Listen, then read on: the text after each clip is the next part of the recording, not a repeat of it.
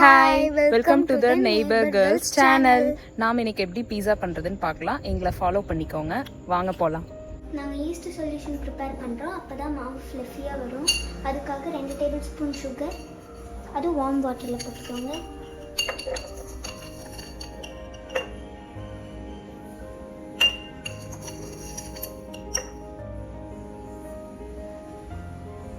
இப்போ சுகர் இதில் கரைஞ்சோடனே நம்ம 1/2 டேபிள் ஸ்பூன் ஈஸ்ட் ஆட் பண்ணிக்கலாம்.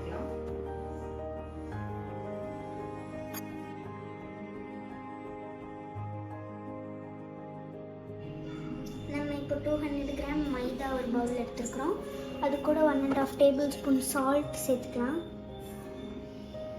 அது கூட 2 டேபிள் ஸ்பூன் கோகோனட் ஆயில் சேர்த்துட்டு நல்லா மிக்ஸ் பண்ணிக்கலாம்.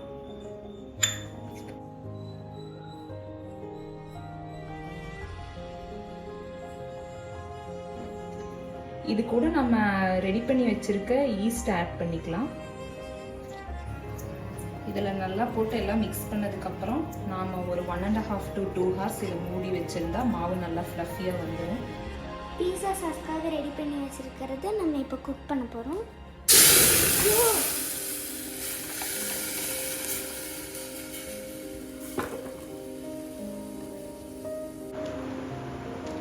இப்போ வந்து பீஸா சாஸ் உள்ளே இறங்குறதுக்காக நம்ம நல்லா ஸ்போக் வச்சு நல்லா பியர்ஸ் பண்ணுறோம். பீஸா சாஸ் ரெடி ஆயிடுச்சு. அதை நாம் இங்கே ஸ்ப்ரெட் பண்ணிக்கலாம்.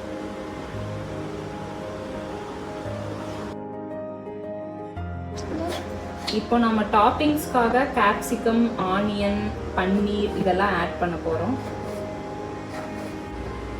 இப்போ பாருங்கள், நம்ம ஆனியன், கேப்சிகம் எல்லாம் போட்டு இப்போ சூப்பராக இருக்குது பீஸா.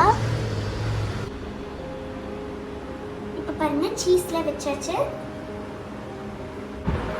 இப்போ நம்ம அவனில் பீஸா வச்சு 230 டிகிரி செல்சியஸில் வச்சு பீஸாவை பேக் பண்ண போகிறோம்.